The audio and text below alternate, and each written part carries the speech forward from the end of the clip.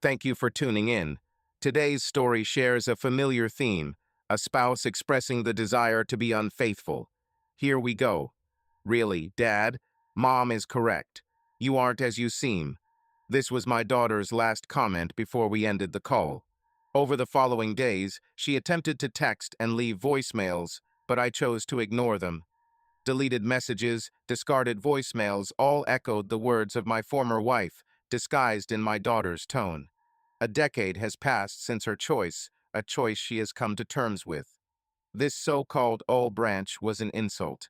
I am Tom Williams, previously married to Kayla Williams for close to 18 years. As you may know, our marriage crumbled. Needless to say, the blame was placed upon me. Unsuspecting individuals often encounter this predicament in our nation's divorce courts. They unfairly blame the male partner, which allows the ex-spouse to gain full custody and maliciously paint the father as a villain in their children's eyes. I strongly suspect that the divorce legislation in this country was crafted by a group of women harboring hostility towards men and intent on belittling those who cherish masculine affection. As I mentioned, we had been married for 17 years. We were blessed with two children, a 14-year-old son named Josh and a 16-year-old daughter named Carly. Despite my initial confidence in our marital bliss, I now question my assumptions about her feelings for me. Our offspring were academically gifted, athletic, well-behaved, and attractive. Carly was an ardent daddy's girl, while Josh displayed a friendly and active demeanor. At the time, I was earning a respectable income as a mechanical engineer, and Kayla held a satisfying position as an accountant. We both maintained our physical fitness through sports and were considered attractive individuals. As previously stated, Carly was entirely devoted to me, and I was manipulated by her affection. She excelled in math and science and aspired to be an engineer, just like her father. On her 16th birthday, she acquired her driver's license, sharing my enthusiasm for driving cars. Since the age of 10, she assisted me in our garage as I worked on assorted toys I had bought. I am unabashedly fond of technology, particularly vintage GM vehicles that I can modify and construct. She too nurtured this fascination. We frequently spent weekends attending car shows, admiring the fantastic automobiles for hours on end. Our bond seemed inseparable, as we often spent nearly every weekend together. I was also adept at housework. Carly happily aided me when I undertook tasks around the home. I instructed her in the fundamentals of plumbing, electrics, drywall, and painting. She stood by my side during appliance installations. She even assisted me with the installation of a new concrete slab adjacent to my workshop. Despite Carly often seeking guidance from her mother on female-related matters, it was primarily I who she consulted for assistance in other aspects: schoolwork, friendship woes, personal decisions, romances, etc. We maintained an open and honest relationship. When she faced difficulties, she sought my aid. Contrarily, I was a daddy's girl, while Kayla leaned more towards his mother. Unlike his older sister, Josh didn't share the same enthusiasm for cars or mechanics. He excelled in English literature and civics instead. His interest in law began to surface. Although we conversed regularly, Josh appeared closer to his mom than to me. Lately, Kayla seemed somewhat detached. There was nothing particular about it, just a hint of distance. Recently, she displayed moments of apparent disengagement, which I inquired about multiple times. However, she dismissed my queries and expressed no concern regarding my observations. Typically, I appreciated her reprimands, but this time was an exception. It was just a bit off, nothing extraordinary. It was Friday night, and I had arrived home from work. As usual, it was 6 p.m. upon my arrival home on a Friday. Kayla was already at home as expected. Upon entering the house, I announced my return as customary. Strangely, there was no aroma of dinner cooking. Also, Carly didn't appear to greet me downstairs, even though she usually does when she's home. Perhaps she and Josh were still out with friends. I dropped my briefcase in the office and headed upstairs to change into casual attire for the evening. Upon entering our bedroom, I noticed that Kayla had arranged her little black dress on the table, along with lingerie, stockings, high heels, and 6-inch CFM shoes. This explained the absence of dinner odors. Evidently, we were planning an evening out instead. She hadn't warned me about this situation, yet I failed to make alternative arrangements. "Where are we headed, dear?" I inquired, preparing to remove my shirt. "We're not going anywhere," she responded, which was peculiar. "If we're not leaving, then why did you apply makeup and lay out a fancy outfit on the bed?" I questioned. "That's because we are not going anywhere." "I'm departing," she stated calmly. "Is that true? And where do you intend to go in this attire without me, and moreover, where are the kids?" A sense of unease washed over me. The children had stayed overnight at friends. I wasn't certain about my boyfriend's destination, but it seemed likely I wouldn't return home until tomorrow morning. "What do you mean? You're a gentleman and won't return until tomorrow morning." This was what I replied. "I have a date tonight, and if all goes as planned, I'll stay with him," she said calmly. "You're mad. What on earth makes you think I'd tolerate this for even a moment?" "Disregard all of this talk. If you wish for an evening of entertainment, postpone it until the divorce is completed. Stop acting foolishly. There won't be a divorce. I merely need this single instance, and then everything will return to normal. I crave this night out. We have been married for 17 years, and I yearn to prove to myself that I still hold appeal for other men. If you genuinely care for me, you'll grant me this night without a trace of impact. Truly, if you genuinely cared for me, you wouldn't even contemplate it. I adore you, but I have a need. As I age, I long to feel desirable by other men, especially younger ones. Clarence is approximately a decade younger than myself. He has been courting me for the past 6 months, and I recently agreed to his proposition. This is merely one night out to reassure myself that I remain an appealing woman, desirable to other men. For my sake, it's merely a boost of confidence. Noticed a few wrinkles and some gray hairs creeping up, and my ego needs a lift. I don't need this, won't tolerate it. Recall the part of the wedding vows where you pledged fidelity. Infringing upon that breaches your vows. Don't be foolish. This is just for one night. Upon returning home, I will never do this again. I swear. Are you naive, or do you think me a fool? After betraying the vow you made to me in front of God, family, and friends, do you truly believe my private assurance? In essence, if you carry out this act, our relationship ends. You leave, and I'll consult with a lawyer promptly. Don't be reckless. There will be no divorce. I will return home and continue being the loving, faithful wife I always was. If you try to file for divorce, I will fight as long and fiercely as possible. If we divorce, you stand to lose your house, most possessions, and I will seek full custody of our children. Furthermore, I intend to hinder your visits and pin the blame for our family's demise on you, so that our children may eventually despise you. Your words shocked me. You claim love yet are willing to inflict all this upon me. Indeed, I'll retaliate if you divorce me. I don't want to lose you, hence this warning about the potential outcomes of your actions. Recall, I merely need a single night to demonstrate my attractiveness and allure. However, what will transpire in several years from now? What happens when you start doubting yourself and question if you can still captivate a younger partner? Let me speculate. Rumors circulate about Cooler being an exceptional lover. I suppose he's had his night with every one of your employees. I assure you this won't transpire, and indeed, I picked up some rumors I couldn't help but listen to. My curiosity is piqued, but it will remain private. There won't be any romance. You have no reason to worry he'll take me away from you. As mentioned before, this is a singular occasion to clear my mind. Perhaps I'll discover something that can invigorate our intimate life. A couple of fresh approaches might enliven our lovemaking. If you proceed with this, I've already explained the repercussions of your decisions. If you contact him now and cancel the rendezvous, we could instead focus on marriage counseling and saving our union. Don't act foolishly. We'll manage. If you truly want counseling to mend your fragile pride, we can discuss it tomorrow upon my return. With these words, she went on preparing for the date. I switched into jeans and a shirt before leaving the room. Later, she appeared downstairs in the clothes she had selected. She carried a small bag, scrutinizing herself in the mirror near the entrance, while I was seated in the living room. A car horn echoed outside. "He's arrived. I need to leave. See you in the morning," she announced, making her way towards me for a goodbye kiss. I hesitated and avoided her lips. Instead, she planted a kiss on my ear. She furrowed her brow, looking at me disapprovingly. "All right then, as you wish. When you're done with your fit, things will return to how they were." With these words, she moved towards the door.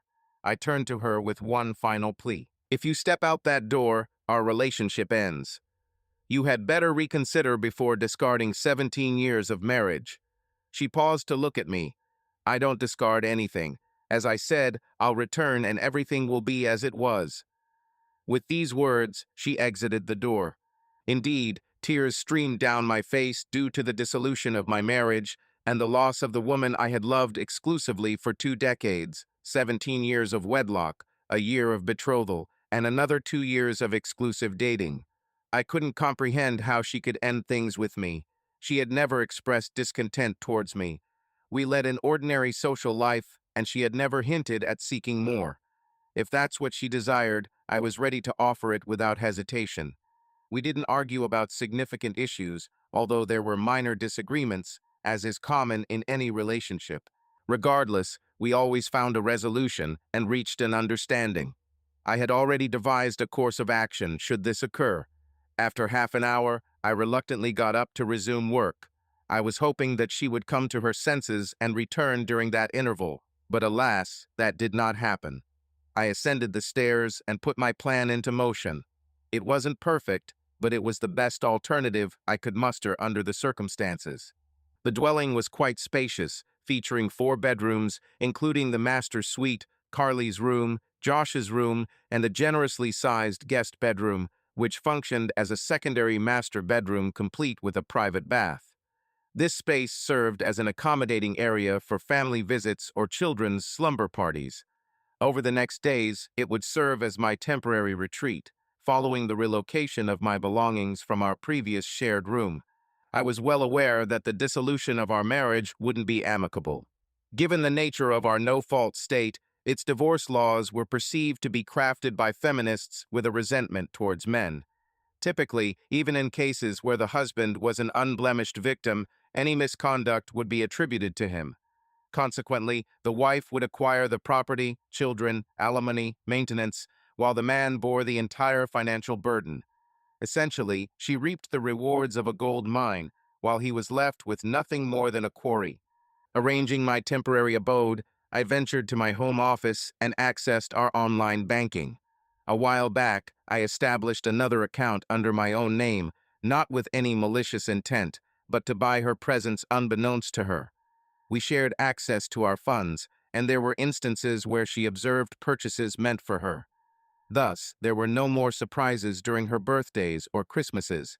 To remedy this, I opened a new account solely under my name for these secret purchases. Recently, I chose to alter this account's purpose. She was aware of its existence, but lacked access. Initially, I moved half of our checking and savings accounts into my personal one. Secondly, utilizing the funds left in our joint account, I paid off and terminated all credit cards. Subsequently, I enrolled for various new credit cards in my name alone. Indeed, I should have settled all my obligations prior to transferring the funds, but I opted to fulfill everything the court mandated instead of attempting to recover anything from her. On Monday morning, I intended to switch my work direct deposit to my personal account and also contact our broker to divide our investment. Having done all that was feasible, I picked up another glass of Jim Beam on ice and retired to my room for the night. By evening, I had finished my drink and prepared for bed. The night wasn't peaceful. Initially, the absence of my wife made the bed feel empty. Then, my thoughts kept circling back to what could have been done differently. Should I have tried persuading her to stay? Forcibly prevented her from leaving, confronted that man with a baseball bat or a gun? Was it worth the risk of imprisonment? It was a restless night, occasionally falling asleep or fainting briefly, but not for extended periods.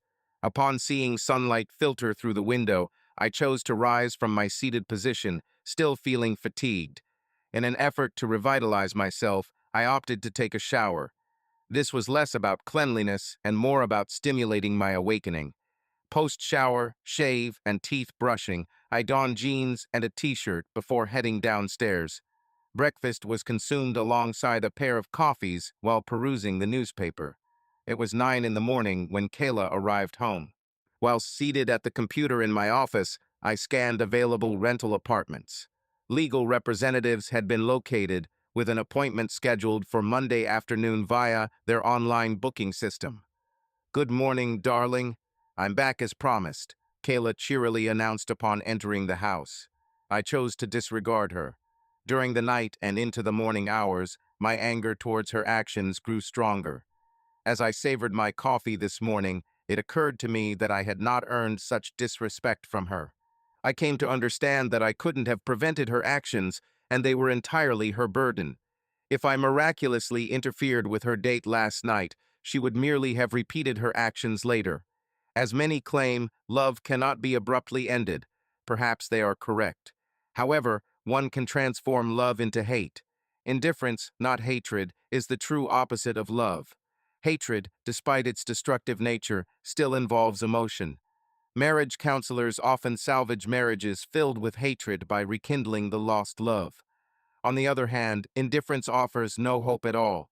The affection I felt for my wife yesterday, before I returned home, has now morphed into hate. It was astonishingly simple to achieve this. All I had to do was concentrate on her disrespect towards me and consider her threats against me. Her contempt for my feelings further fueled my resentment. Given a few hours, I managed to focus on all of this. "Adorable, where are you hiding?" "I'm at home, as promised. I had tidied myself before visiting your place." Kayla searched the house for me. Upon finding me in my office, she remarked, "Ah, there you are." She resumed normalcy. She approached me and went around the table to embrace and kiss me. I recoiled. "Keep your unclean, infected lips away from me. Only God knows what they've been contaminated with." Her eyes flared in surprise. I had never spoken to her this way during our entire relationship. I spoke before she could retort. "You must undergo a complete battery of tests for diseases at the clinic and produce a notarized certificate. Until then, keep your hands off me." She looked as though she'd heard too much. Did I care? Now I watched her emotion shift from surprise to anger. I had hoped she'd see the error of her ways and apologize. Instead, I said goodnight, heading to our room for some sleep. It was a long night and rest was needed. I hoped things would cool down so we could discuss it later. A proper apology for this morning's behavior was expected. With that, she departed, and I couldn't help but smile, expecting her return soon. Her cry upon returning echoed through the house. "What in the world have you done?" she demanded. "Where are your clothes? Where are all your personal items? What in the world is going on?" She stormed into my office, upset. "What do you mean?" I asked calmly. "Everything is exactly where it's supposed to be." "Then what are you talking about?" "Your wardrobe is empty. Your drawers are empty. The space on your dressing table is empty. When you said everything is where it should be, you were referring to your clothes being neatly hung or folded in your closet and dresser, and your toiletries being in their designated spots in the bathroom. However, you were mistaken when you stated that all your things are located in our bedroom, as she corrected you, stating that they are actually in yours. It turns out that she had moved out of the shared bedroom because she's fed up with the current situation and is now planning to live in her new bedroom until she finds an apartment and moves out. Although I considered explaining our financial issues to her, I decided against it and will instead keep the surprise for later as I take care of the necessary investment. The conversation ended with her expressing her irritation over the issue, and we agreed to discuss it further at a later time. "You're granted a week for recovery from your minor seizure, after which I expect everything will be restored and we can resume normalcy. Only upon receiving a notarized health certificate, free of all illnesses, will I reconsider." As I retreated to my computer, I spent most of the day in my office. The kids arrived home early in the morning. A fleeting thought crossed my mind as to when they'd grasp the predicament. I scouted several suitable apartments, completed forms, and scheduled a Tuesday visit. I also printed our financial statements necessary for the lawyer on Monday. Though I knew selling the house was unlikely, I deemed assessing its value could aid in resolving the disagreement. If all went well, she would owe me half the property's worth. I spent the remainder of the day studying divorce laws within our state, recognizing my role, but hoping that understanding the regulations would at least facilitate better planning. Carrie announced dinner, appearing from the door. "Great, son, thanks," I replied upon entering the kitchen where Kayla beamed. Her strategy was clear: to win me over with affection and make me realize what I might lose if I rejected her gestures. She made an effort, dressing up and applying makeup, even styling her hair according to my preference of that day. She had spent hours in the kitchen preparing my favorite dish. Upon entering, she approached me offering a glass of wine, saying, "I got you a glass of wine." As I moved away from her kiss, I noticed tears in her eyes. Taking the glass, I headed towards the sink, emptied it, and placed it on the counter. Instead, I picked out a glass from the cabinet, filled it with a few ice cubes and a couple of fingers of Jim Beam. The children at the table were likely to notice this action. Approaching the table, I joined the children in conversation, neglecting my wife during the meal. The atmosphere was palpably tense. Amidst our discussions, it became evident that we faced significant issues. My lack of interest in food didn't improve matters. I merely passed around the dishes without tasting them. Instead, I focused on engaging the kids while sipping my drink. Eventually, Josh asked, "Dad, aren't you going to eat something?" To which I responded, "No, not hungry." Following what seemed like the most uncomfortable dinner ever, I stood up, filled my glass, and returned to my office without offering assistance in clearing the table. Around 30 minutes later, I switched off the computer, retrieved my truck keys, and departed for a serene restaurant, opting for a solitary meal instead. Afterward, I visited the bar for a few drinks. Upon returning home, it was quite late. The light in Kayla's room was still on, so I shut my door and ensured it was loud enough for her to hear. I locked the bedroom door, placed a chair under the handle, and she knocked for around 5 minutes before I ignored her attempts. In the morning, I woke up early and decided to dedicate the day to football. There were 3 matches on schedule, one in the morning, another in the afternoon, and the last one in the evening. With chores waiting at home over the weekend, I opted to disregard them. Let it be. Since I won't stay here for long, Kayla can take care of that herself. I had almost finished my coffee when Carly entered the kitchen. "Hello, sunshine," I greeted her. Asked about an omelet, I confirmed and thanked him. She grabbed her juice and settled at the table while I began preparing her meal. A short while later, Josh showed up. Informing him I'd cook for him once done with his sister's dish, I continued cooking. Carly was enjoying her omelet as I cooked Josh's. Upon hearing Kayla in the hallway, I filled my cup with the remaining coffee and switched off the pot. She ambled in, took a mug from the cabinet, then stared at the empty coffee pot. "Not even a cup left for me." She eyed me. "Coffee pot is over there. You know how to brew it." "It doesn't matter." "So, making an omelet. I just finished." "But go ahead and make one for yourself," I offered, placing some on Josh's plate. Having used up the last bit of my preparation for his portion, I cleared away all the ingredients. Post taking care of the kids, I vacated the kitchen. It was already midday. I found myself in the living room, where the morning game was still ongoing. Kayla entered carrying a tray with a plate and a beer bottle. She set it down on the coffee table in front of me. She said, "I brought you lunch and beer so you don't miss any of the game." Without glancing at her, I kicked the tray, sending the food and drink crashing to the floor. She stared at me in astonishment. As a commercial came on, I rose, fetched myself another beer from the kitchen. I didn't plan on consuming what she brought, so it would have gone to waste otherwise. No, I left the mess for her to clean. She didn't need to bring it in at all, so she could tidy up herself. I didn't mind if it left a stain on the carpet. I wasn't planning to stay here for long anyway. Kayla started to speak. "We need to talk about this." I stood up. "The game has started," I replied. "For heaven's sake, you need to work on your attitude," she said. "The children have already noticed," she added. I'm certain they'll still notice when I move out. Snap out of it, she urged. But the game is on, I responded. She hastily declared there would be no relocation or divorce as she left, the conversation commencing at noon during a break. Carly and Josh simultaneously entered the room and took a seat on the sofa opposite me. "Dad, what's been happening between you and Mom?" inquired Carly. "Now, you may learn," I responded. "We are proceeding with a divorce. This doesn't concern any of you. We both care for you deeply. This is just a matter between your mother and me." Josh then questioned, "But why?" To which I responded, "Because your mother undertook an action that I can't tolerate. She performed this act even after I expressed my disapproval, yet she showed no remorse." Carly then inquired, "Does this pertain to the date she went on Friday night?" Surprised, I confirmed they were aware. "Indeed, you are informed. Your mother told you that I was upset about it, so yes, she was unfaithful at that time." However, she maintained, "No, I haven't lied." She claimed she had informed me beforehand, thus it wasn't infidelity. Josh clarified that she hadn't hidden her actions from him, doing it only once in their 20-year relationship. "Yes, Dad," was her response, adding further that this was a single event out of those years together.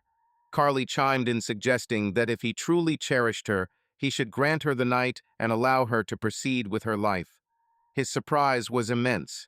What also left him distraught was that his daughter, who he considered his daddy's girl, chose to stand by her mother instead of hearing his perspective.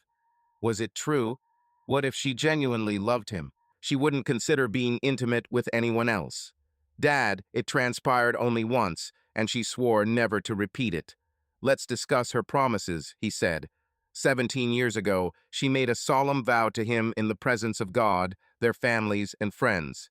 The oath was absolute, with no exemptions.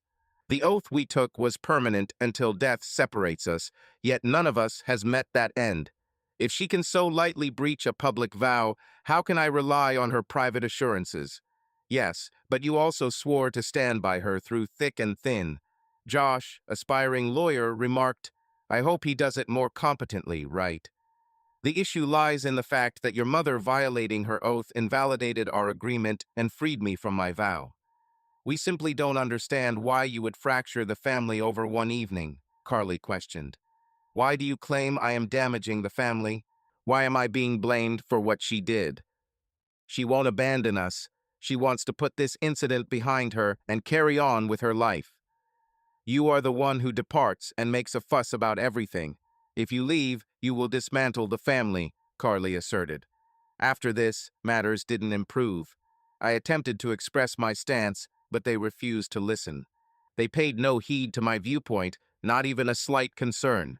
For the past day, Kayla had been implanting her thoughts into their minds. All they comprehended was that Mom had performed an action essential for her, and Dad failed to cherish her or the children enough to recognize her demands.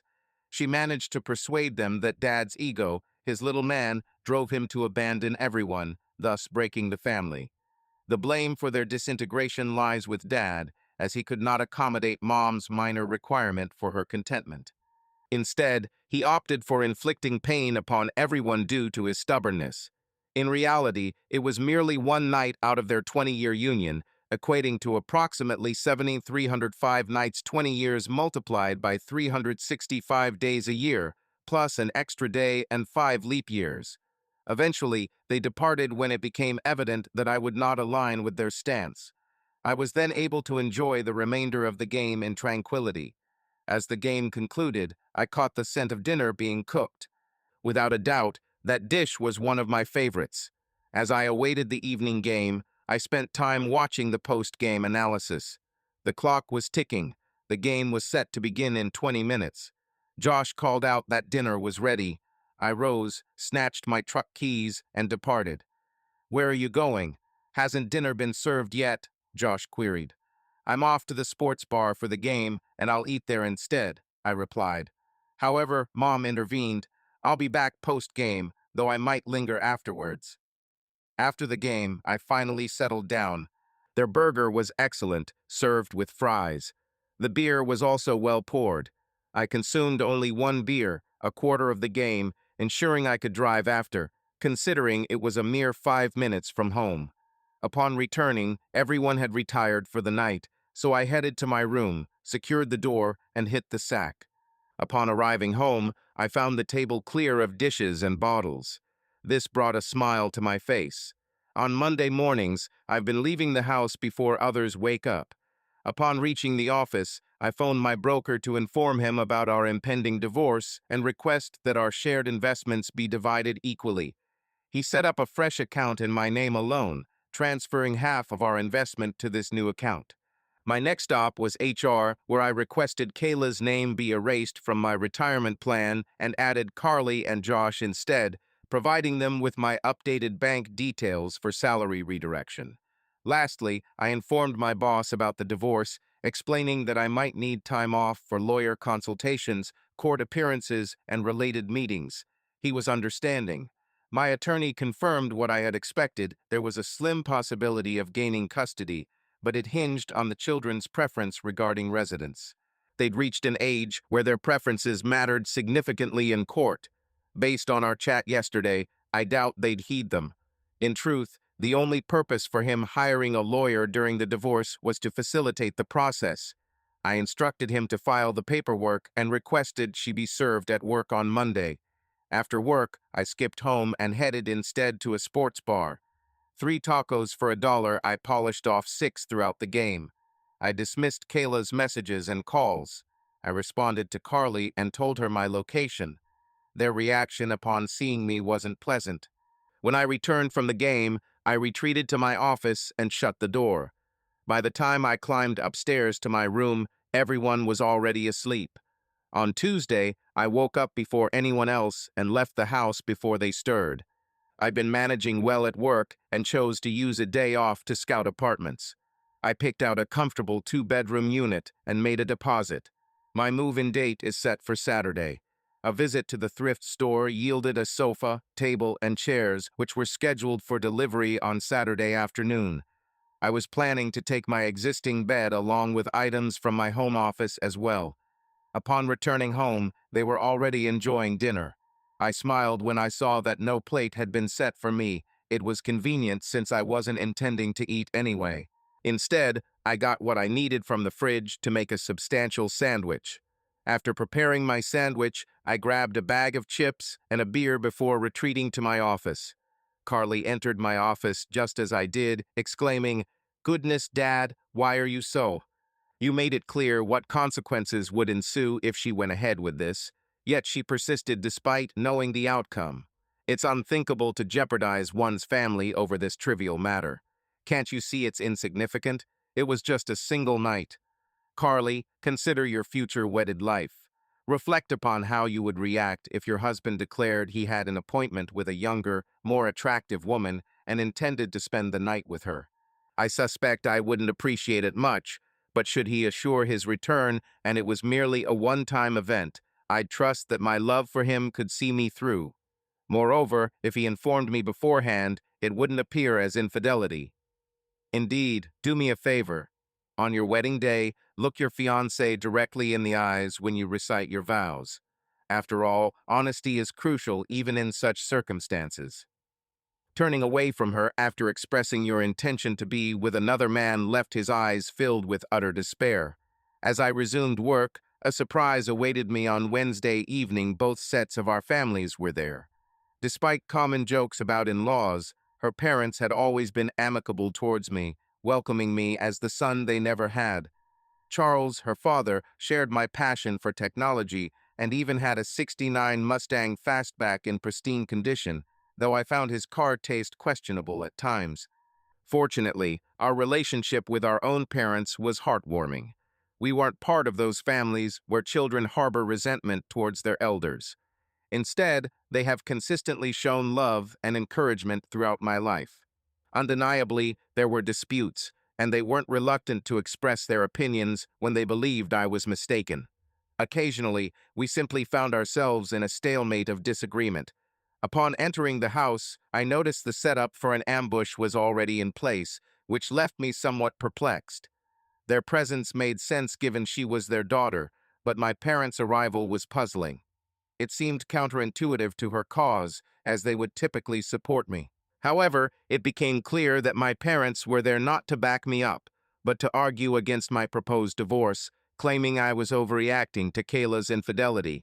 Charles, Tom began his speech. You should be aware that May and I are dismayed by what Kayla did. Nevertheless, we believe you are exaggerating this matter. Yes, she chose to spend a night with another man, an act that was incredibly disrespectful towards you, especially given her method of execution. Yet, this was merely one transgression. Over the course of 20 years, you have built a strong bond and raised two wonderful children together. Consider the bigger picture. Undoubtedly, you will be able to weather through this minor indiscretion without causing irreparable harm to your family. It may not be as small as it seems. Far from an accident, it appears she had planned it in advance, likely for at least a week. Instead of giving you any opportunity to react, she sprung the information on you only an hour before her departure. This was not a mere oversight, but a calculated move intended to deceive you. My son, my mother has intervened. She did not deceive you. Rather, it was you who were kept in the dark. Of course, you are correct. She informed you. However, she never bothered to ask for your input. Even when you voiced significant concerns, she showed no concern whatsoever. By the way, I informed her of the consequences if she continued. Tom, son, my father exclaimed, I recognize your anguish and frustration, but remember your family. We care for you deeply. You're our son. We are ready to assist in your healing process, but ponder on the impact this could have on your family. Kayla still cares for you and vows not to repeat her actions. We believe that with therapy and dedication, you can surmount this challenge. Disintegrating a family is not an option. We raised you to be a compassionate individual. It's crucial for you to act responsibly and support your family. Abstain from behaviors that may jeopardize your relationship with them. I was left speechless. My parents seemed to back her, suggesting I overlook her infidelity. This was unbearable. Turning away, I exited the room and proceeded towards my bedroom. I thwarted Kayla's attempt to follow me, shutting the door in her presence. Within a span of 10 minutes, I switched into jeans, a laid-back shirt, and boots. I maintained silence as I traipsed through the living room and exited via the front door, with them still seated there, attempting conversation. I paid no heed to their efforts. Merely strolling out the door, I climbed into my pickup truck and embarked on a journey to the sports bar for dinner and some beverages. Fortunately, upon my return, approximately 4 hours later, the house remained serene and unlit. The subsequent days, Thursday and Friday, unfolded with similar indifference towards Kayla, while my children continued to harbor resentment towards me. I was astonished that Kayla had not yet perceived the inoperability of our credit cards. I anticipated that her shopping excursion on Saturday would make this evident to her. It was a Friday evening. I had been at home for an hour. I sat in my office, organizing items and making decisions about what I'd bring along tomorrow and what I'd leave behind. Suddenly, Kayla entered the room and walked through the open door. She donned a see-through nightdress, stockings, a garter belt, and high heels. She looked remarkable. The kids are away tonight. Forget this foolishness and join me in bed. I long for you to make love to me throughout the night. She pleaded, saying she truly needs you back. I paused, then declined. Moreover, I haven't yet received a health certificate from the clinic confirming that you're disease-free. Stop joking around. I require your presence in my bed. Your antics will accomplish nothing. Now, please come, as I crave intimacy. She persisted insistently. Yet, I displayed no interest. In fact, if you don't comply, I'll be compelled to call Clarence again. Here's a one-time proposal for you. Frustratingly, it was meant to be a one-time occurrence, but if you continue to reject me, then you're the one pushing me towards someone else. Enjoy yourself. Let me know if you invite him over so I can depart. Steam seemed to billow from her ears and nostrils as she stormed out of the room. It took a few minutes for the place to empty out. Around 30 minutes later, the front door banged shut loudly. She peeled off at high speed on the street, her tires screeching. Leveraging the house's vacancy, I gathered some belongings. I dismantled the bed and loaded it into my pickup truck, along with the majority of my garments. Today, I will rest on the couch in my office. Once I packed everything I wanted to bring with me into the pickup, I made a glass of iced coffee and unwound. The sofa wasn't the most luxurious I've slept on, but it was sufficient. The following morning, I retrieved the key for the apartment rental. It took some time, but eventually, I managed to unload everything from the truck into the apartment. Fortunately, a couple of helpful neighbors pitched in. Upon my return, there was still no one home yet, so the neighbor's teenage son aided me in loading the desk and office furniture. The computer, printer, and related items went into the closet. In the lounge, it struck me that I might as well grab the chair too. It's astonishing no one had returned home yet or checked my office or extra bedroom. Shocking they didn't spot the missing chair. The evening rolled in when the phone rang, revealing my daughter's voice asking, "Dad, where are you?" I replied, "I'm at home." She retorted, "No, not at your actual home." "Then where are you calling from?" "Your office is cleaned, your spare room's furnishings have vanished, and the chair in the living room is gone. I couldn't find you anywhere. Moreover, your truck is missing as well. You're right, I'm not there. I'm home. That's no longer my residence. Temporarily, I moved into an apartment. Post-divorce, I might purchase another house, but for now, this will do." "Goodness, Dad, I can't fathom your recklessness. I thought you cherished us." "I adore you, dearest. I cherish you all. I have constantly cherished and will continue to cherish, yet not sufficiently to remain in a place where I am unwelcome. You are departing, you deserted us, thereby dismantling our family. It was your mother who fragmented the family. I warned her about the consequences if she went on that date, but she persisted anyway. However, she believed you loved her enough to endure it, and I thought she loved me enough not to act thusly. Incredible, irrelevant. Then she terminated the call. Indeed, the divorce was harrowing. She resisted it till the last moment. The consultation she sought for was a demand on my funds. I declined. I countered that if it was necessary for her, then she should finance it herself. This was one of the rare instances I emerged victorious. What a waste of effort. The consultant didn't hold me in high regard. I suspect it stemmed from the fact that I informed her I was mandated to attend class, but the judge did not specify my participation was compulsory. I persevered through all 12 sessions before the consultant eventually conceded defeat. She vehemently argued over everything concerning the worthless, humorous poster in the garage which she intensely disliked yet found herself unable to live without. The Bud Light left unintentionally in the office, a relic from college that she detested, became the focal point for the office remodel. Indeed, it was absurdity at its finest. This action was merely a tactic to complicate the divorce proceedings for me.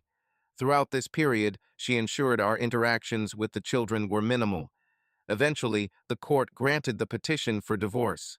I was left responsible for half of the mortgage payments, with the house remaining in her possession post-divorce. Child support amounted to $2,000 per month, but visitation rights included Wednesday nights and weekends. The spousal support of $1,000 per month over a 5-year period was infuriating. It would be terminated if she remarried within this time frame. I doubted I'd witness that happening.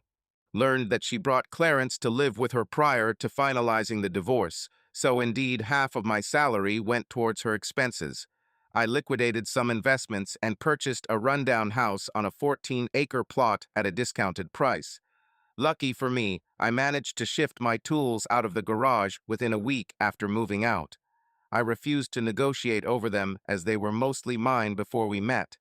Whenever she inquired, I retaliated by discussing her collection of jewelry, luxury clothing, and shoes.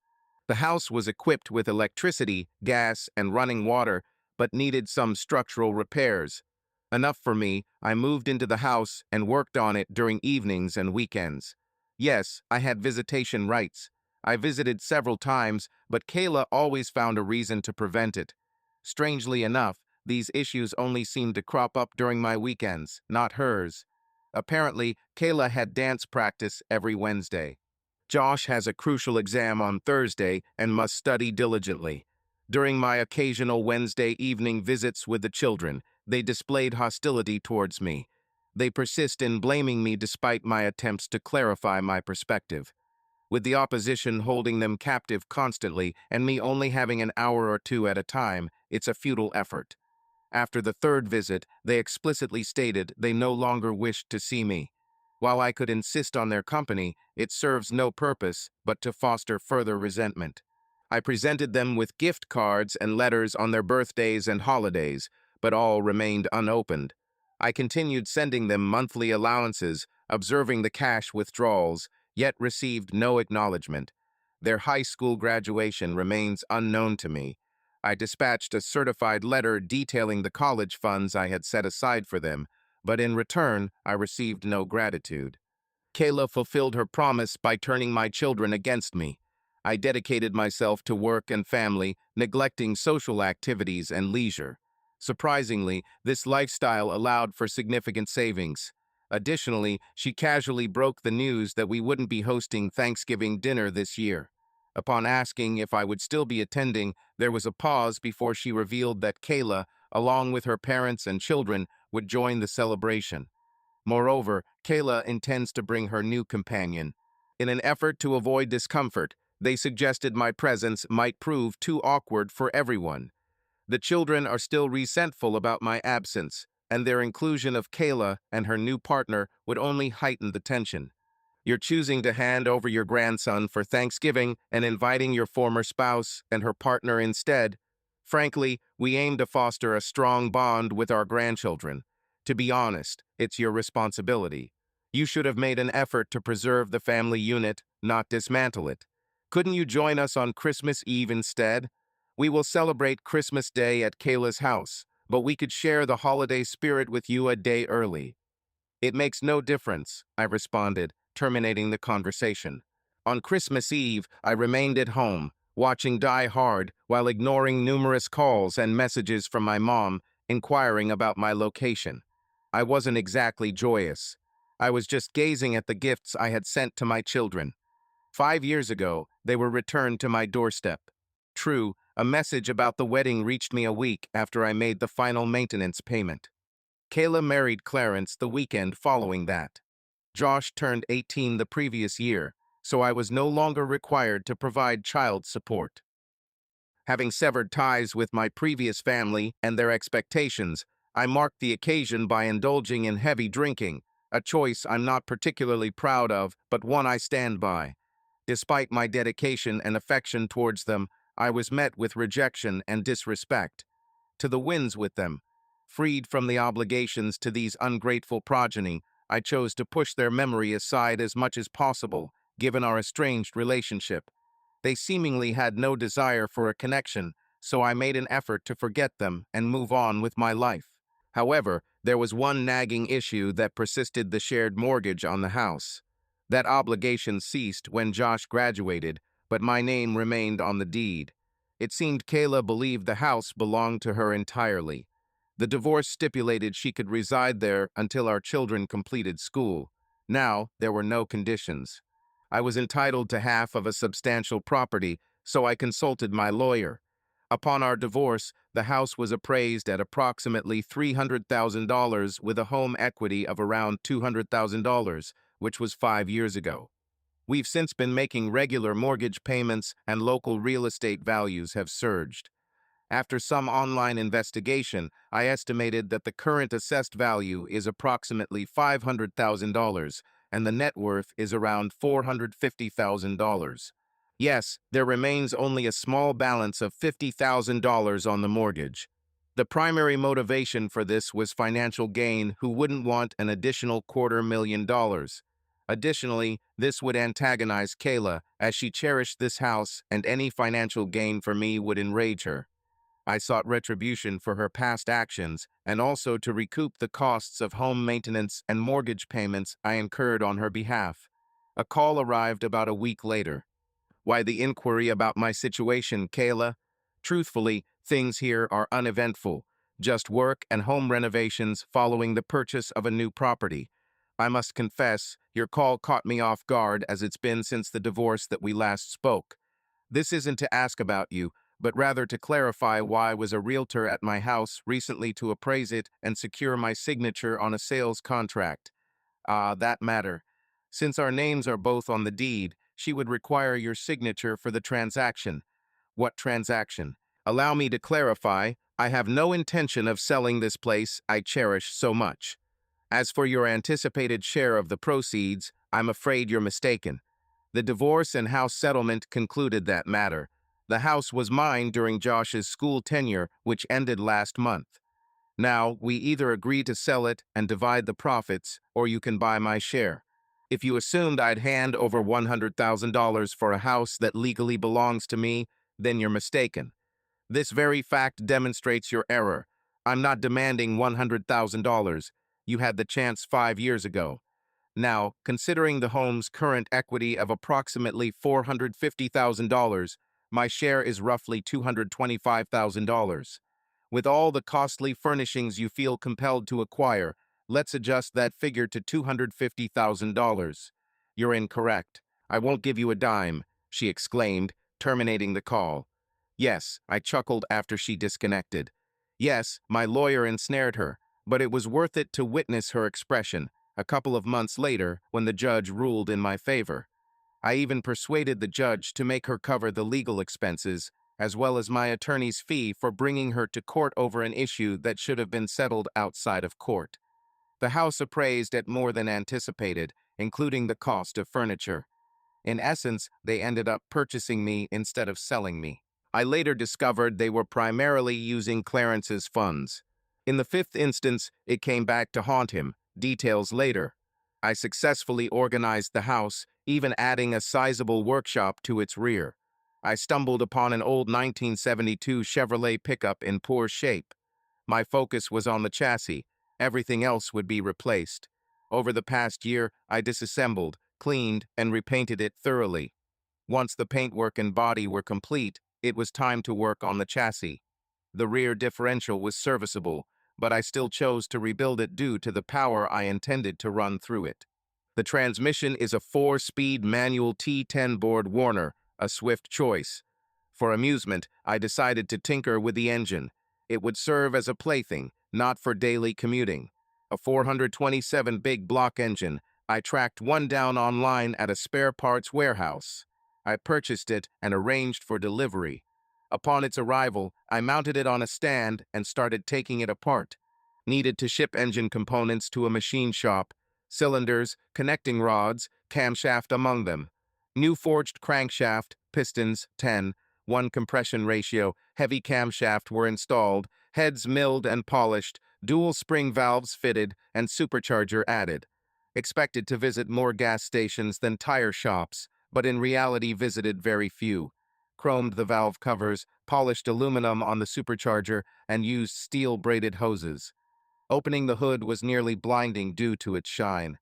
First road trip ended almost in an accident. On highway, decided to accelerate abruptly. Poor decision as rear tires lost traction immediately, causing close call before able to ease off gas. Remember, gradual application of the accelerator pedal is crucial. Subsequent drives were more cautious. A few weeks later, noticed an ad for a public car show. Finding it amusing, I completed the application and paid the required fee. When the day came, I stocked my '72 Chevy and drove to the park. Upon arrival, I registered and claimed my spot. As I was arranging my vehicle, a well-maintained 1968 GTO caught my eye beside me. I put up my shade structure at the back of the truck, added a couple of chairs, and a refrigerator, finalized my setup. It was then that I spotted two striking redheads positioning their seats behind the GTO. Yes, I mentioned redheads, more than one. There were two of them. One seemed approximately my age, while the other appeared to be in her mid to late teens, possibly still in school. What caught my eye beyond the appealing duo was the absence of certain things. Specifically, I failed to notice a male companion and any signet ring on the older woman's left hand. "Good morning," I greeted with a smile. "I admire your car," I commented casually. They both glanced up from their tasks. "Greetings, thank you." "Your pickup truck also looks great," the older one replied politely. "Tom here, taking part in my first car show as a participant. Previously, I've only attended as a spectator. My daughter and I are joining for the third time in this series. As for your ex, they have participated several times before. Marie speaking now with my daughter Jenny. This is our third participation in these shows. It seems your ex has been here multiple times. Care to join us under the shade later? I've got a cooler filled with refreshments, and any insights about these events would be greatly appreciated. We spent most of the day there. Occasionally, we stood up to chat about our cars with others. Overall, it was an enjoyable experience. Regrettably, no awards were won, but I still had a good time. Interestingly, I learned that she parted ways with her husband 3 years back due to infidelity. He was involved with his boss's wife. There was a deal struck. He would receive all the videos in exchange for transferring the GTO to her. She mentioned that it would severely affect him, as she needed him to keep his job for child support and upkeep. This benefited her in two ways. Additionally, she didn't care about his boss being unfaithful, nor did she mind his wife's infidelity. Jenny, who was amicable and engaged in the discussion, shared her resentment towards her father due to his infidelity. She now wishes to sever ties with him completely. Our conversation was enjoyable, yet I wished it would never end. Upon the conclusion of the show, I proposed we dine at Red Lobster, just a few blocks away. They consented, and we went there. I found myself unable to hide my sadness when asked about my situation.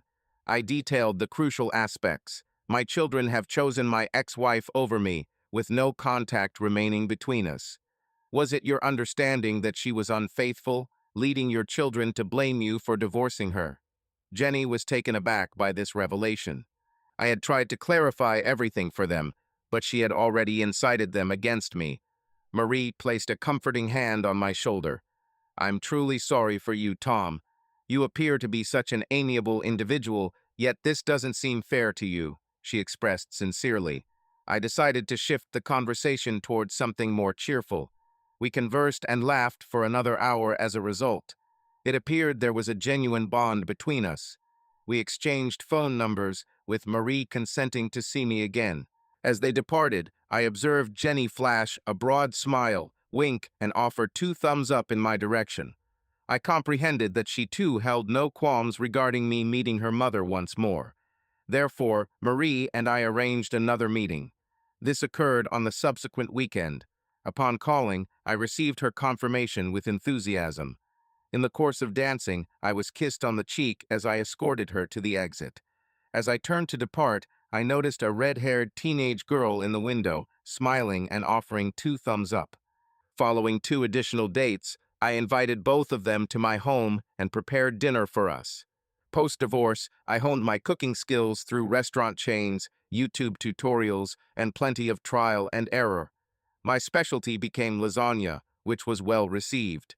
However, during a visit to Marie's house, I realized that my cooking prowess paled in comparison to hers. Even her young daughter, Kayla, couldn't match Marie's culinary skills. Despite myself, I found myself unable to stop eating her delicious dishes. Eventually, I had to apologize for overindulging and appearing boorish. They merely laughed and asked why I was apologizing. Marie explained that the highest praise a woman who loves cooking could receive is when others can't help but eat her food. She also mentioned that Jenny was nearly as talented as she was in the kitchen, which she demonstrated 2 weekends later by inviting me for dinner and then to a dance club. We danced together until a slow song came on, and Marie suggested we share a dance. We embraced, dancing to the rhythm of the music. Just a few weeks ago, we had escalated to intense kissing. She leant close and murmured in my ear, "Lead me home." Initially taken aback, I assumed our night was going well, but she now seemed eager to depart. I pulled away, scrutinizing her expression. She must have interpreted my confusion as amusement, promptly laughing. "Foolish man," she joked. "I meant lead me to your place." Fortunately for me, I had a conventional vehicle rather than a '72 model. Driving the latter home might have proved challenging given its handling capabilities. We made love, engaging in this act 3 times before drifting off to sleep. Before parting ways, I prepared her breakfast and dropped her home. The red-haired teenager in the window bestowed another approving thumbs up. A couple of months later, I proposed, to which she agreed. Our union was a low-key affair witnessed by a judge. Shortly following our nuptials, they moved into my house. Jenny even started addressing me as daddy. Life was blissful. Yes, conflicts occurred between Jenny and me, given our contrasting roles, she being a teenager and I an authority figure. Occasionally, I had to refuse her requests. Yet, she respected me, and my affection towards her mother was reciprocated. A year later, an unrecognized number called. "Hello," I responded. "Hi, Dad," a cheerful voice answered. "Is that Carly?" "Yes, Dad, it's me, and I have wonderful news." "Is it true?" I inquired. "I'm delighted to hear from you," I replied, glad to hear her. Perhaps she aimed to mend our relationship. "I'm getting married." "Congratulations, dear. I'm overjoyed for you. Essentially, I want you at my wedding." "Oh, of course, dear. As a father, walking your daughter down the aisle is one of life's greatest honors, and it seems Clarence will be funding the wedding, allowing you to escort her instead. Due to an uncomfortable seating arrangement for both you and your mother, I won't be seated in the front pew at the wedding. However, I genuinely wish to attend. As for your question, I don't know if she was the one he cheated with, but it seems they have developed a relationship after my departure.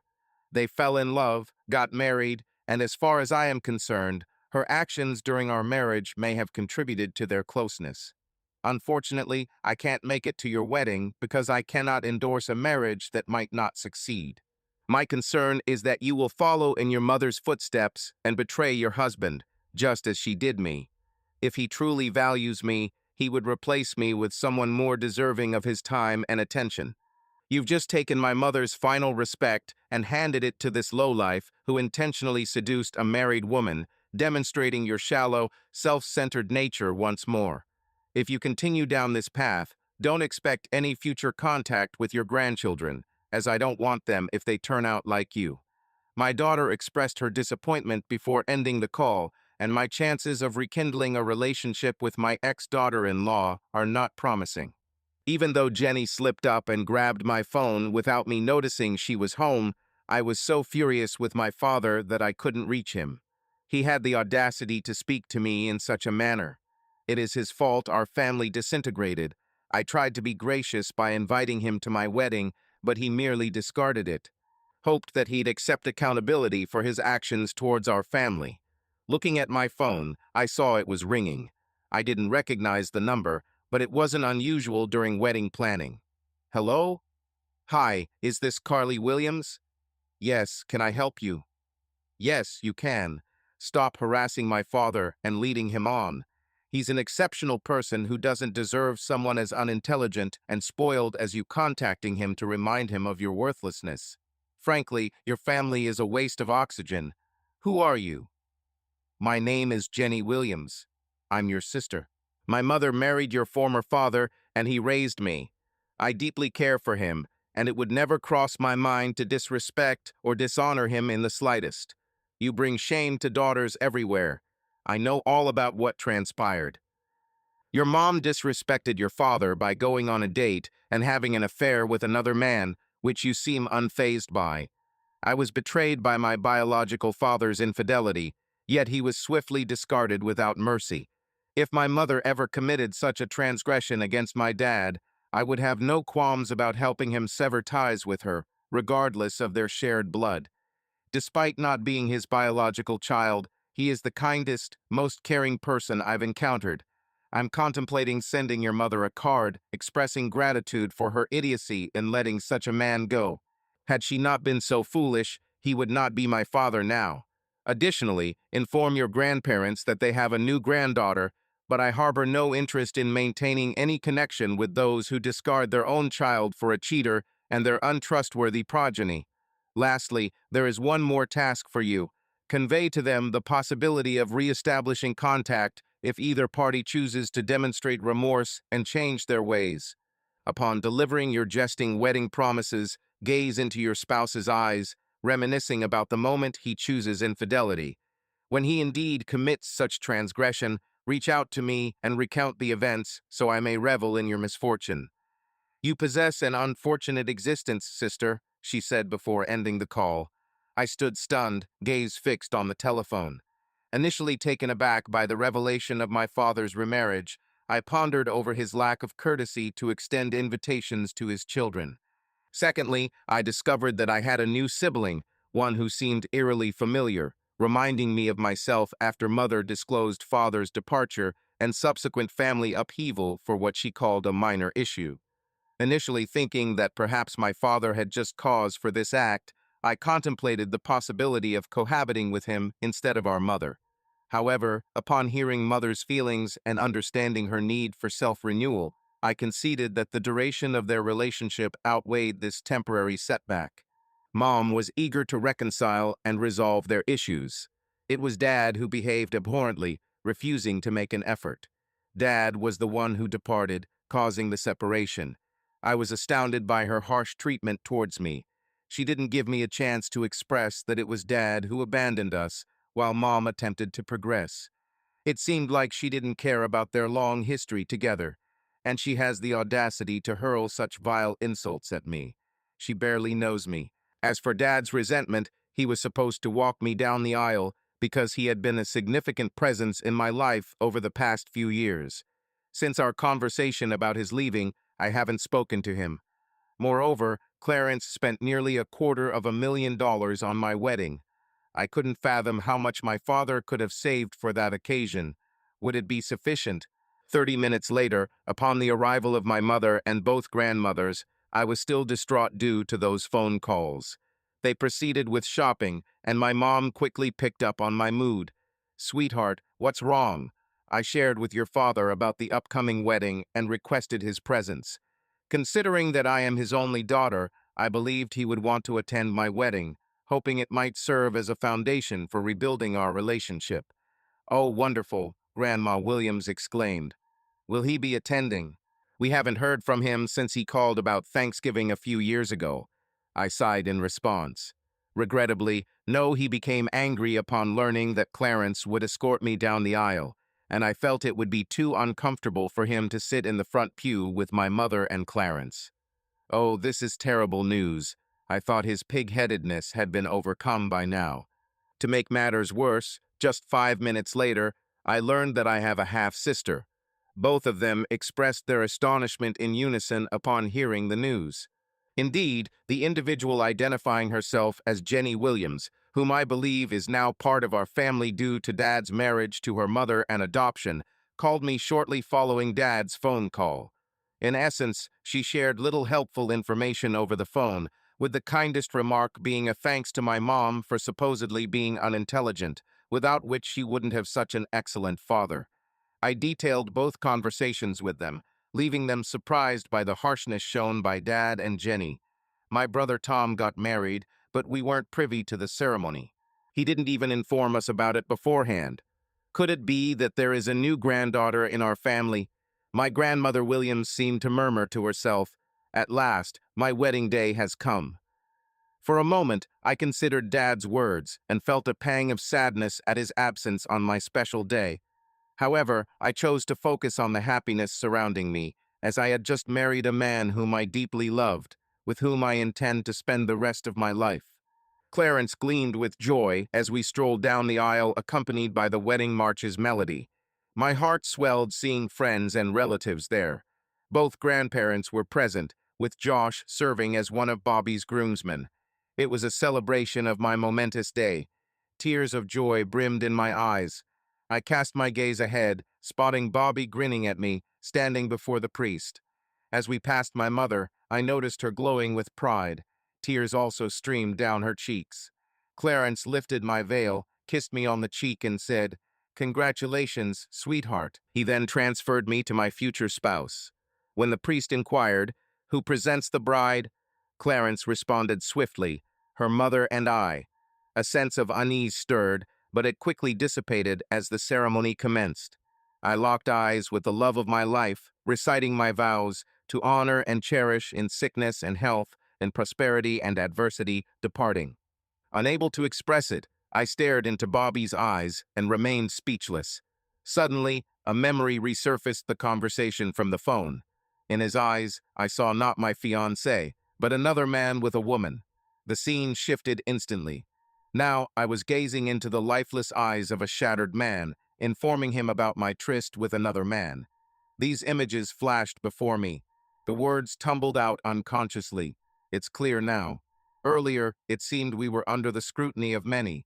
Now, that was insignificant compared to what I faced now. Bobby looked at me anxiously. In a moment, it felt as if a burden had been laid upon me. A smile, the broadest of my life, spread across my face.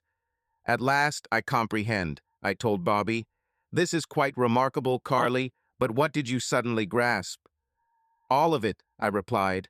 Then I became serious. Bobby, is it true that you genuinely cherish me? Absolutely, I adore you. Why do you question this? I can't wed you today for reasons I must clarify. The shock in the crowd was palpable as they gasped. We will indeed wed, but not today. This doesn't feel right, and I need to rectify it. I'm only marrying once forever, so I must do it correctly, my love. What transpired? I pledge my eternal devotion to you. I'll unfold everything for your understanding, but we should swiftly address the issue. We'll reschedule for a later date and design our wedding as we see fit. Will you abandon me at the altar, Bobby? Certainly not. In fact, I suggest you follow me, guests. I deeply regret this turn of events, but today I cannot proceed with the ceremony. We are not calling off the wedding, merely postponing it. We'll inform you when we decide on a new date. If you choose not to attend, we comprehend your decision, but reflect on the tale that might linger in your memory for years ahead. Wouldn't you wish to return another time and witness what unfolds subsequently? To assuage any dismay, the venue should be utilized. Given the prepaid non-refundable deposits, it seems sensible to enjoy the amenities. The bar remains open, so indulge, toast, dance, and revel. Rest assured, Clarence will settle the bill. With this said, I tugged Bobby's hand and retraced our steps down the aisle. My departure was impeded by my mother, with Clarence standing beside her. His visage didn't radiate contentment as he had just witnessed $20,000 flow away. I observed that all guests now centered on this fresh altercation. Those who were leaving for the reception paused to spectate the ensuing spectacle. Clarence began bellowing incoherent words about the money expended and his expectation of reimbursement for my recent antics. Then it was Mom's turn to speak. "Carly, what are you engaged in?" she asked. "Where are you headed?" she queried. "What I'm doing now is rectifying an error from my past." "What error?" "The greatest blunder of my life. The mistake I made was heeding all the nonsense you spewed instead of assisting Daddy in terminating your 5-year relationship. The mistake I made when I faulted my dad for damaging the family while it was all your doing by infidelity. Carly, I am your mother, and you will address me with reverence." "Indeed, Mom, a cheater forever remains a cheater." "Carly, how audacious of you." "How dare I?" she retorted. "I'm truly ashamed that I once admired you." It wasn't until I gazed into Bobby's eyes as I uttered my vow that I came to consciousness and understood what a wretched individual you truly are. Once a deceiver, he constantly remains a deceiver. As I looked into his eyes, I suddenly realized how terrible it would be if he ever betrayed me. I realized the pain I would inflict upon the person I cherish if I ever betray him. I believe my father was a positive influence for me, but it seems you didn't fulfill that role as effectively. "What do you imply?" you inquired, with a hint of concern in your eyes.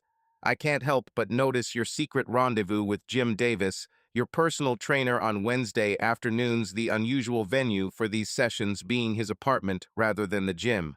It's amusing that your visits to the gym are only to see him. The frequent additional hour required by Carlos, your pool cleaner, every fortnight due to post-cleaning pool nights is also intriguing. I have evidence from when I returned home unexpectedly a few times in case you decide to dispute it. Furthermore, your practice of tipping Mario, the hairstylist, in private after every salon visit isn't unnoticed. At least Clarence, your supervisor at work, doesn't need to fret about your infidelity with him. Have I missed anyone? Almost forgot about Alan Morris, your neighbor for the past 3 years. Whenever his wife held bachelorette parties, he would drop by. As I finished sorting her laundry, her gaze fell upon Clarence. Perhaps she expected him not to hear what I'd said, even though it was loud enough for the entire church to hear, and he stood barely 2 feet away from me. Clarence looked taken aback. At that moment, a malicious thought entered my mind. And Clarence, before everyone here, I swear by the same fidelity my mother displayed when she made her wedding vows, I will reimburse every penny you spent on this wedding. We all know how diligently she keeps her promises, so you can trust me to fulfill that promise just as faithfully as she did hers. Yes, he shouldn't pin his hopes too high, not even for a dime. Taking advantage of my mother's distraction, I tugged Bobby down the aisle. Yes, the videographer managed to capture it all on film. He flashed a wide grin while giving me a videotape copy. He wanted a backup in case something unfortunate happened to the first one. I swiftly signed the consent form for uploading the video onto YouTube, hoping it would gain widespread attention and further embarrass my mother. Accompanied by Bobby, we rushed towards the parking lot. He arrived in his car. Our belongings were stowed away in the trunk. We intended to shift them to the limo before departing from the reception. His brother was arranging to take her to his residence following the reception. I smirked, knowing my father would approve of Bobby, and took my seat in the passenger side. As he ignited the engine, the powerful twin-carb Ford 40 vibrated to life, igniting a surge of desire within me. Although not from GM, the 1969 Challenger was still formidable. "Where are we heading?" he inquired as we sped away from the parking lot. "We're going west on 156th, I answered, working on my phone to find the destination. Locating it wasn't much of a challenge. After all, he was not trying to conceal it. I recognized the city where he resided, and a search through property records supplied the necessary details. He was approximately 2 hours distant. Our only wish was that he would be home upon our arrival. We didn't pause to change our clothes. My purpose demanded urgency, and I sought to save time. An uncommon sight greeted us when we arrived at his doorstep. A woman in a wedding dress and a man in a tuxedo stood on the porch of his house.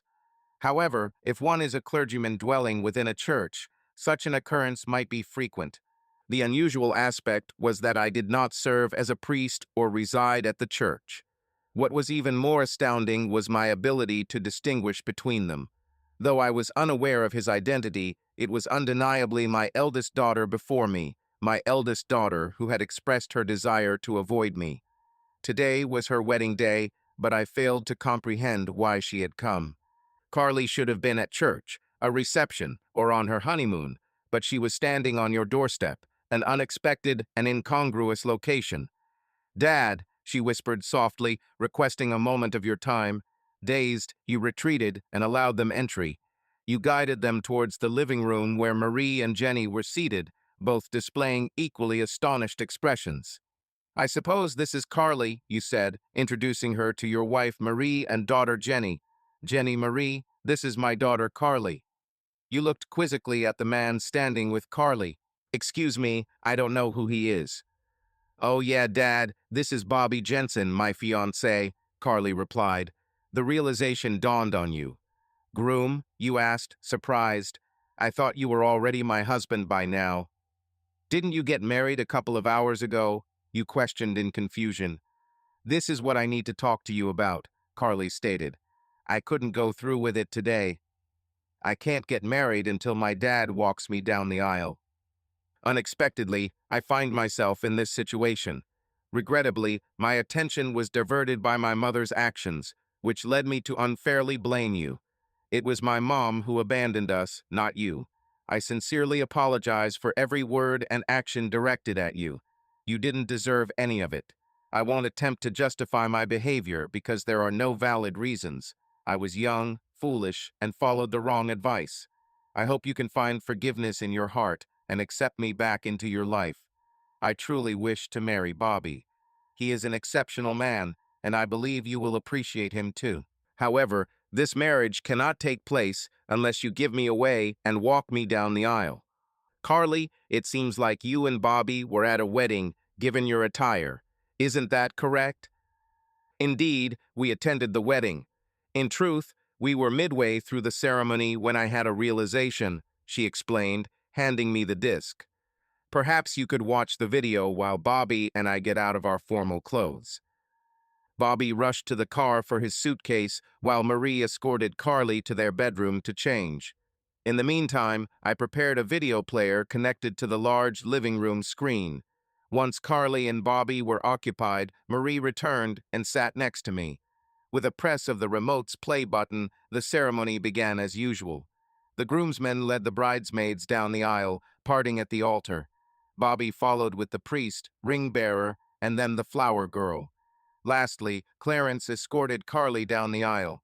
The scene was rather ordinary until Carly struggled with her vows, which were somewhat expected. Suddenly, she appeared to be tongue-tied on a specific word. Jenny murmured, "She managed it. I can hardly believe she truly did it, and it hurt her so much." I was moments away from inquiring about her musings when Carly halted her vow and transformed the occasion entirely. We witnessed a video of her halting the wedding and confronting her mother. The revelations left me stunned. It turned out that her infidelities escalated following her marriage to Clarence. By the time the video concluded, Carly and Bobby had changed their attire and returned to the living room. I couldn't bear it. I looked into Bobby's eyes and recognized the pain he would endure if treated similarly to how your mother acted. I finally grasped the true essence of abandoning everyone else and realized that my mother betrayed her oath. I understood then how deeply I had disrespected you by getting married without giving you the honor you deserved. How could I make sincere promises in a ceremony where two men, whom I consider the least honorable, hold prominent positions?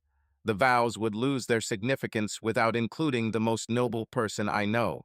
I recognized that for my vows to carry weight, it should be my father, who instilled values and integrity in me, who would escort me down the aisle. I decided that when I married Bobby, it should be you, not my mother or Clarence. Carly remained quiet for a while, then smiled at Jenny. Besides, I wanted my younger sister to be one of my bridesmaids. It was your words in the 5th hour of our conversation that jolted me awake. I recalled what you said when I looked into Bobby's eyes, trying to make my vows. How can I get married if you're not standing by my side? This was crucial, and we talked for several more hours after that.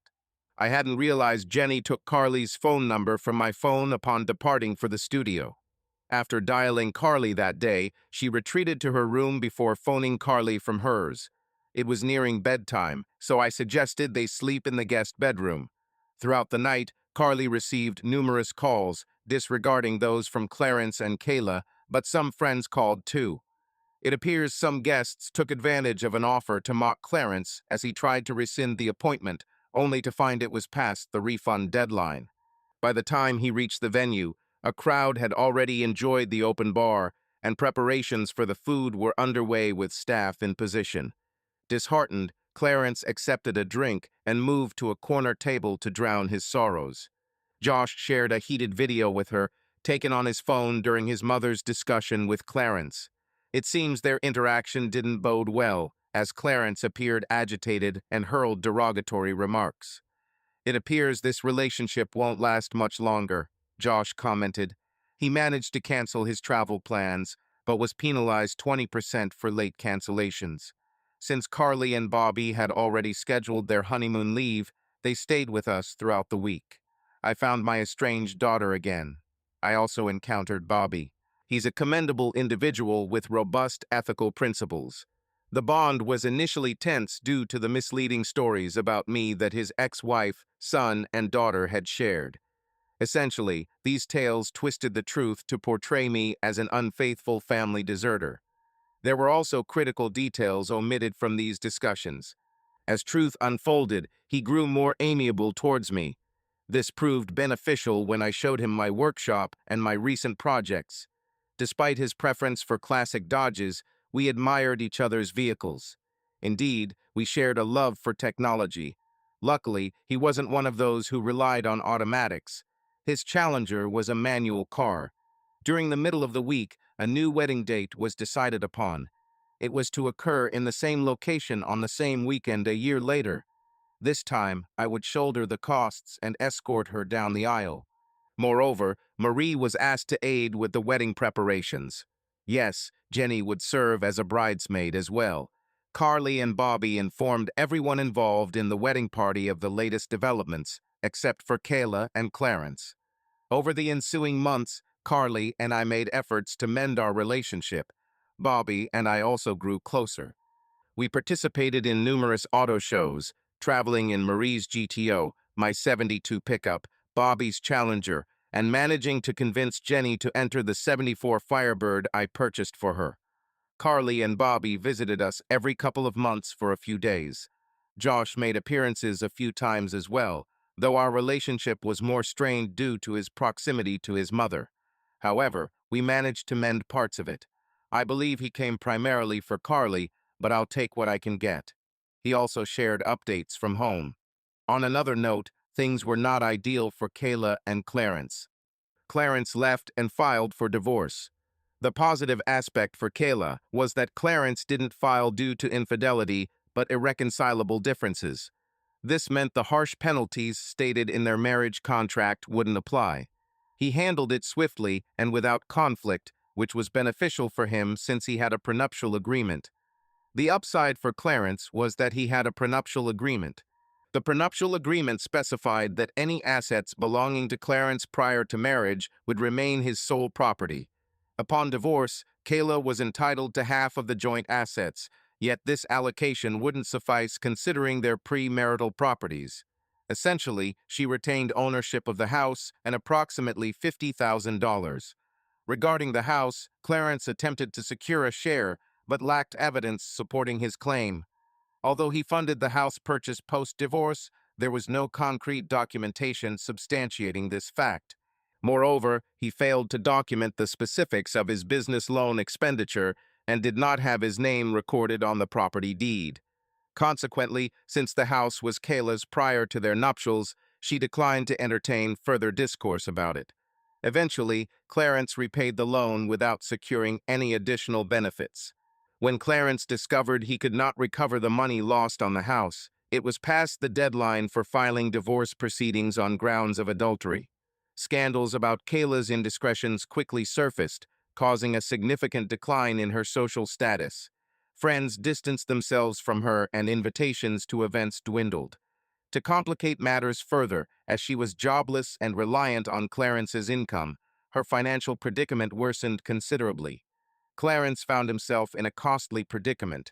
He forfeited several $100,000 by purchasing my half of the house. He also lost $28,000 from a failed wedding. Additionally, he was obliged to pay Kayla $50,000 in the divorce settlement. To add insult to injury, Kayla was enraged that her infidelities were exposed and that Clarence chose to end their marriage this way. In retaliation, she spread rumors among her acquaintances that he was divorced because of his lack of masculinity. These accusations quickly escalated, leaving all the women he approached at the bar in fits of laughter. In seclusion, he ventured only for work and back home, forsaking his social engagements. "Ready, Dad?" inquired my eldest daughter. No father could ever be prepared to relinquish his daughters, but I am privileged to carry out this duty for you, was my response. The church doors swung open, ushering in music. Stepping with my left foot first, I escorted my daughter gracefully down the aisle. A quick glance revealed an expanded grin. My ex-wife sat in the fourth row, while Marie occupied the front row with honor. I would rejoin her after fulfilling the final significant duty for my daughter. "Who presents this woman as a wife?" I asked resoundingly. "As her father, I offer her to be my wife," was my reply. A quiet, "I love you," escaped me as I kissed her cheek before passing her to Bobby, a forgotten detail, my ex-wife. No, it wasn't my initiative. Carly requested this arrangement. I swiveled around, strode over, and took my seat next to my wife. At maintaining through sickness and health, in prosperity and adversity, almost yelling the latter, Carly nearly bellowed. Then, radiating a smile, she concluded her pledge. It was an enchanting ceremony. A round of applause ensued upon their kiss. I glanced down from the main table. Marie stood beside me. I observed Kayla seated at a distant table. She didn't appear joyous. Each time she raised her gaze and noticed Marie occupying her spot, she scowled. I observed she made use of the open bar. Clarence was not extended an invitation. I am unsure if he would have attended even with one. My last significant accomplishment for my daughter was concluded. I escorted her down the aisle, arranged her marriage, delivered a beautiful speech to the newlywed pair, danced the father-daughter waltz with my daughter, and then danced with my spouse while my daughter danced with her husband and his parents. By the second tune, my obligations were met. I found myself seated at the table next to my wife. My youngest daughter was dancing with a man who seemed to be trying to get her attention. "Pardon me, Marie," my wife said from behind me. Marie and I turned to face my former spouse. After a brief moment, Marie replied, "Just remember to return him where you found him." I trust you, but I don't trust her not to act impulsively. I took Kayla to the dance floor instead. They started playing a slow song. It wouldn't have surprised me if she requested this dance specifically. I attempted to keep my distance and prevent myself from pulling her towards me. We danced for a while before she spoke. "You should have given me that one night. We should have moved on from it as usual. Today, we were supposed to be alone, and you shouldn't have left that evening. You should have known me better not to think I wouldn't mind your infidelity. Regardless of how many times you do it, I didn't wait. I warned you about this before it happened. You haven't caught me being unfaithful, but it doesn't change the fact that sleeping with someone else is still infidelity. I didn't need your approval for this. It was a breach of our agreement regardless. I only wanted one night together, and then we could have spent eternity as one. You know I have loved you alone all these years. My feelings for the other person were non-existent. To be honest, the encounter wasn't satisfying, and he was not well endowed compared to you. So, why did you marry him? Given that you initiated the divorce, of course. I didn't love him, but I found solace in his company after you left. I thought I could grow to love him, but I couldn't shake off my feelings for you. I took these actions out of anger for your abandonment. Despite still loving you, you refused to communicate with me afterward. I knew you were the only man for me, and I vowed never to date another after you. So why did you cheat on him? Because he was lacking in bed. Initially, I believed he could be molded, but he ignored every suggestion. Exhausted by it all, I discovered other men capable of bringing me joy. Unbeknownst to me, Carly was privy to these matters. Even if I had known she was aware, I would have never anticipated her betrayal in such a manner. I empathize with your situation. Our marriage was idyllic, but you sacrificed it for an ordinary night. There seems to be no prospect of reconciliation. Laughing, not just no, but a resounding no.